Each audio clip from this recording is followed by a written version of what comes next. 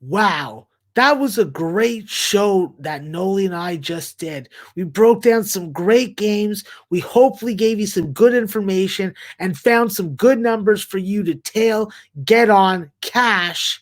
And of course, if you want to watch the full show, all you got to do is click on the link below. So, we have a wonderful game in the Big Ten that we are going to let our main man, the master Jedi of unders, the man who makes unders great again, Nolly Knows, attack. Penn State at Michigan.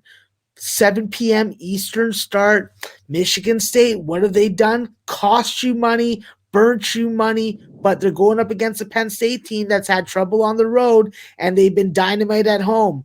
I think that when you look at this team, both these teams are averaging in the 70 points, both are allowing in the 70s. I think that the difference is Michigan State can win at the free throw line and Penn State can dominate at the 3-point line. 3-point defense is about equal. And when it comes to result wise, Penn State has had some very nice success at home, but their 2 road losses in step up competition games against Wisconsin and Ohio State, they did get smacked around. I do think that with Michigan State, they are playing Nebraska, so their chances of victory are probably decreasing, but probably still a good chance.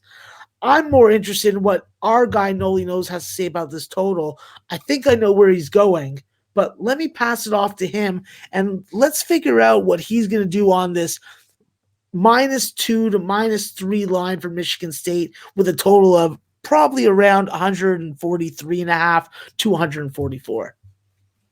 Yeah, you mentioned it right there, Max, right off the bat. Michigan State costing quite a bit of money this year, 4-12 against the spread this season. Not typical of a Tom Izzo team. Not really playing very fundamental ball. Even the win against Nebraska, very sloppy play. Even Tom Izzo alluded to it. The offense still creating a lot of turnovers, shooting very poorly, and now gonna face a tough task going against Penn State. Penn State number 1 in their conference and defensive turnovers per possession. So Tom Izzo even talked about it yesterday in the press conference, talking about how taking control of the basketball is going to be a big factor when you talk about this game going against Penn State. And to me, when I hear those things, I just think about the guy sitting at the top of the key, passing left, catching it, and then passing it right. They eat up quite a bit of clock. You look at their field goal attempts per game for Michigan, and I think it's a bit inflated for earlier in the season. Remember, this is February basketball. Things have changed dramatically. Michigan State has gone under 5 of the last 6 games, and not just that, by a large margin. They're going under by an average of 26.1 points. That's a pretty amazing. And conversely to the 60 field goal attempts per game, averaging just 51.6 field goal attempts per games in those 5 games. I mean, that shows you the big difference of what we see. And we see the similar thing happening on the other side with Penn State, averaging about 63, but in their last 2 games, 57 field goal attempts and 54 field goal attempts, respectively, against Wisconsin and Maryland. Struggled against Maryland, struggled to put the ball in the hoop. Were able to come out with the victory. I mean, the advanced metrics for this Penn State team suggest that they're significantly better than what they are, but it just has not panned out over the last 2 seasons. This, to me, is a big game for Penn State if they want to get into the tournament. A lot of effort going to be put forth. Effort always equating towards defense, in my opinion. And I talked about it. Their turnovers per game, 14.6 opponent turnovers per game, good for 88th in the nation. And being at the slower pace of which that they've played at, that's an indicator to me leaning towards the under. And the fact that I see a total in the 140 range is what leads me towards the under even more. You look at the last 2 totals for Michigan State. I've been riding the train for them. I did lose against with Nebraska the first time around. I took under 151.5, and I emphasize that number, the 150, because only the last 2 games.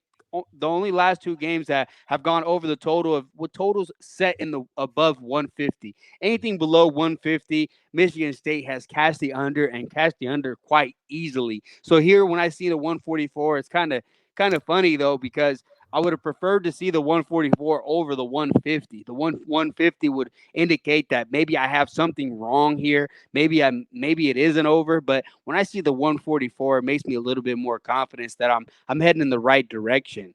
Michigan State trying to fix a lot of things. I don't think they have enough time to try to get back in the tournament. I think they've seen their way out. Even when I hear their star player Langford talk about how he just wants the team to be more consistent, just to get better day in and day out.